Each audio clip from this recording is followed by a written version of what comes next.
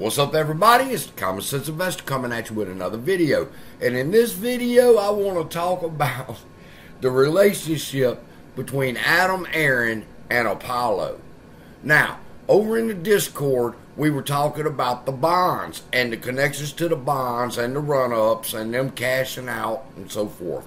And out of nowhere, Overwatch drops this article right here from the New York Post on Apollo circling AMC as theater chain scrambles to stay afloat.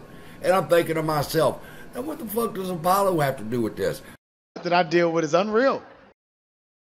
Oh, read it. You will never read a more inconsistent and unfocused conversation in your life. They're out of this, all right? So this article, we talking about bonds. Why you want to mention Apollo? But I went over there and I read the article, and people, what I discovered floored me. It floored me, people, and it made me even more convinced that there is somebody on that board that wants to get rid of Aron. All right, and we're going to talk about this article in just a moment, all right? But that prompted me after reading that to say, man, this is a fucked up article. Do you realize what this article is saying means that YouTubers who told us about the Aron connection to Apollo was either wrong or they're lying? And he said, yeah, he realized that. And then he dropped a second link to a Reddit post that explains Aron's connection to Apollo. And people, it's not what you think. YouTubers who have blasted and hated Aron and talked about his connection to Apollo has it completely all wrong. And I'm going to break it down to you in this article. I don't really give much credence to Reddit posts because there's mostly conspiracy theories and shit like that with no evidence. But this guy that wrote this Reddit post did such a good job with the resources. I was able to follow along with what he was saying, reading the articles, making sure he had it interpreted correctly. And again, this floored me, people. So here's what I need you to do. I need you to be like on a jury. All right. Now, I know you have a bias towards Aron. I don't like Aron's bitch ass either. He took 40% of my equity when he created Ape. He reverse stock splitted my shit and took 90% of my shares. And the stock price is crumbling due to dilution right now. So I'm not happy with Aron. All right. But I have to approach this with a non-biased opinion when I'm doing my DD. And that's what I'm asking you to do. Be like you're on a jury. Even though you don't like the man, let's listen to the evidence and see where it takes us. And then we can draw our conclusion when we're done, okay?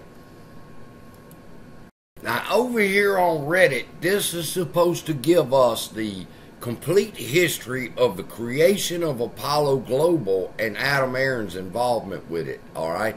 And he does really good at covering the facts of the story, but he has a slant because he doesn't like Aron, all right? But what does he say? He says he gives us the history of Apollo Global Management and how they got started. That's pretty important. You should go read it, all right? History of Apollo Management was that the people that started the Apollo Global Management Group came from Michael Milken's firm, which sold bad bonds to George Gillette, which we're going to talk about in just a second, all right? Their very first acquisition when they started their group and called it Apollo 1 was to purchase Val Resorts, all right? The very company that had been sold the bad bonds and was caused to go into bankruptcy. The very first project on Apollo Global Management's slate was to take over Val Resorts, okay? Now, here's where I'm talking about bias, people, is as he's talking about this deal between Apollo Global Management and buying Val Resorts, he puts a picture of Adam Aron here. And he's like, yes, that's popcorn Adam Aron, all right? But when you do the timeline, you'll see. Watch.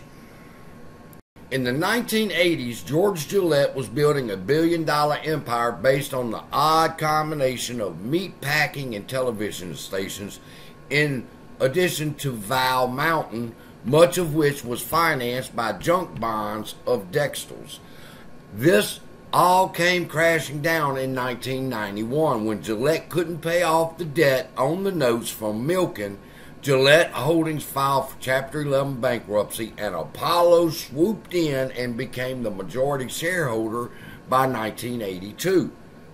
Black quickly began selling off much of the assets held by Gillette Holdings, but kept Val Resorts as part of his Apollo Ski Partners division.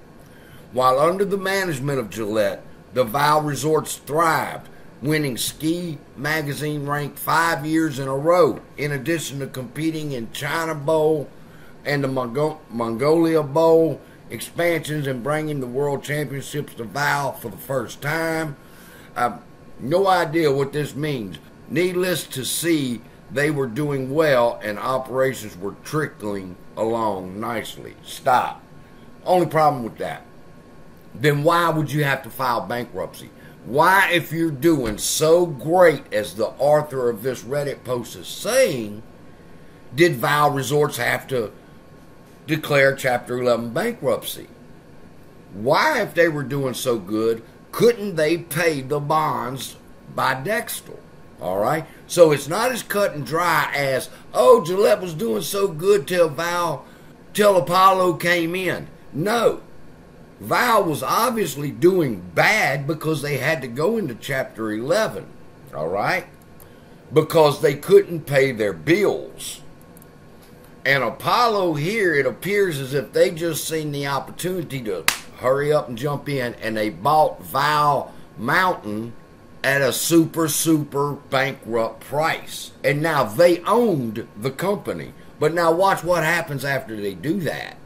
While all this is going on, in 1992, Apollo bought Val Resorts and they took them public, all right, for the first time. They said that what they wanted to do was take Val Resorts public, take the money from the offering and use that money to run the company. And that was in 1992. In 1993, it's important to note that Adam Aron is the CEO of Norwegian Cruise, all right? And in 1996, he leaves Norwegian Cruise and he comes to Val Resorts to turn it around. Watch what happens. Adam Aron is running Val Resorts for Apollo here as the CEO. And we could see that by 2024, Apollo had completely sold everything that they had, all investments in Val Resorts. And 2 years later, in 2006, Adam Aron decides he's going to quit. We're going to talk about that more. There's more to all this, all right? In this little section right here, it's going to take up a whole nother 5-10 minutes, all right? So what I'm going to do is leave you with this. You see the connection between Apollo and Val Resorts. And you see the connection between Apollo and Val Resorts and Adam Aron. Now the question you got to ask yourself is, what kind of job did Adam Aron do while he was there as CEO of Val Resorts? Did he take a failing ski resort and to make it into a profitable million-dollar company once again? I'll tell you how that turned out and what he did. And man, when you find out what he did when he resigned, you're going to just be amazed. It's hilarious. And you're going to see why I'm going back and looking at the Norwegian Cruise deal that he was in as CEO there. But there's a lot to unpack here. This is the beginning of it. Just understand and know the connections and how everything fits into place. And now we're going to discuss what job he did while he was at Val Resorts. That's in part 2, coming up next. Love y'all. Be blessed, and I'll see you in the next video.